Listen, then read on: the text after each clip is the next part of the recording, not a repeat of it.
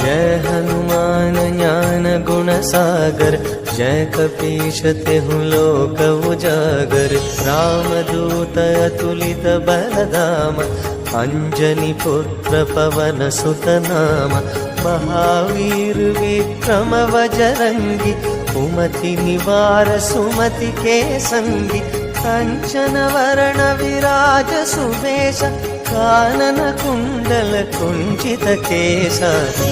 वज्र ध्वजा विराजे, कांधे मूंज जनेऊ साजे।